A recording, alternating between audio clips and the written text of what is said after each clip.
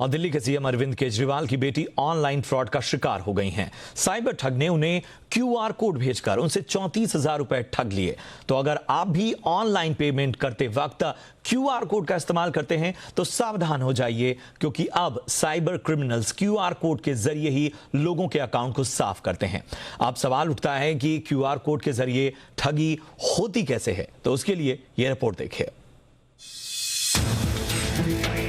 Mobile से payment करने वालों सावधान, हैकर्स ने ढूंढ लिया ठगी का नया सामान। क्यूआर कोड बना ठगों का नया हथियार। क्यूआर से पेमेंट करने वाले हो रहे हैं शिकार।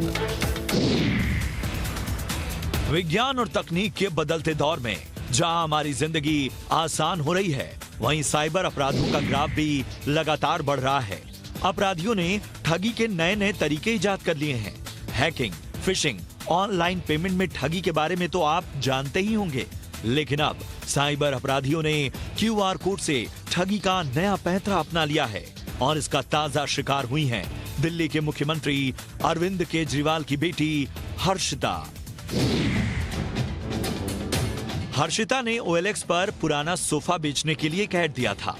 एक शख्स ने सोफा खरीदने के लिए हर्षिता को अप्रोच किया और डील तय होने के बाद शख्स ने हर्षिता को एक क्यूआर कोड भेजकर उसे स्कैन करने को कहा।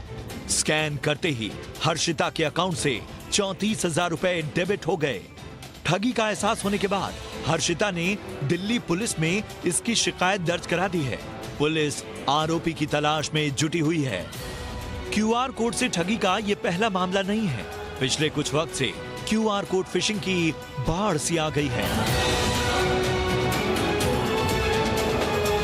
आपको क्यूआर कोड फिशिंग के बारे में बताएं, उससे पहले जान लीजिए कि क्यूआर कोड क्या है और साइबर क्रिमिनल्स क्यूआर से फ्रॉड कैसे करते हैं। ठग आपका कोई सामान ऑनलाइन खरीदने के लिए आपको पेमेंट की लिंक भेजते हैं, लेकिन वो सेंड मनी का ना होकर बल्कि रिक्वेस्ट मनी का होता है। जैसे ही उस लिंक को खोलकर आप रिक्वेस्ट एक्सेप्ट करते हैं तो जितने पैसे आने की बात हुई है उतने पैसे आपके अकाउंट से कट जाते हैं। हालांकि ये तरीका अब थोड़ा पुराना हो चुका है और अब ठग एक कदम और आगे बढ़ चुके हैं। अब ये लोग व्हाट्सएप पर या मैसेज में अब भी वही रिक्वेस्ट मनी का लिंक भेज रहे हैं, लेकिन फर्क इतना है कि ये लिंक एक क्यूआर कोड के अंदर छुपा होता है। दरअसल किसी भी यूपीआई ऐप में रिक्वेस्ट मनी के अंदर जनरेट क्यूआर कोड का ऑप्शन होता है। इसमें आप जितने भी रुपए लिख देंगे उतने की रिक्वेस्ट मनी का क्यूआर कोड बन जाएगा। ऐसा ही क्यूआर कोड भेजकर जालसाज आपका खाता साफ कर रहे हैं। बस यहाँ वो रिमार्क में पेमेंट फॉर और उस सामान का नाम लिख देते हैं जिसे खरीदने के लिए वो शख्स से संपर्क करते हैं। तकनीक की भाषा में इस तरह की ठगी को क्यूआर कोड फिशिंग कहते हैं। हालांकि इस तरह की ठगी से बचना बेहद आसान है, बस आपको थोड़ा सावधान रहने की जरूरत है। क्यूआर कोड को फोन के कैमरे से सीधे स्कैन करने की जगह किसी ऐसे ऐप से करें जो क्यूआर कोड की डिटेल्स जैसे रिसीवर का नाम बताता हो। मैसेज या ईमेल में मिले कोई अनजान या नए क्यूआर कोड को स्कैन करने से बचें। बैंक में हुए किसी गलत ट्रांजैक्शन पर तुरंत एक्शन लें। फ्रॉड का शिकार होने पर इसकी शिकायत तुरंत साइबर सेल में करें।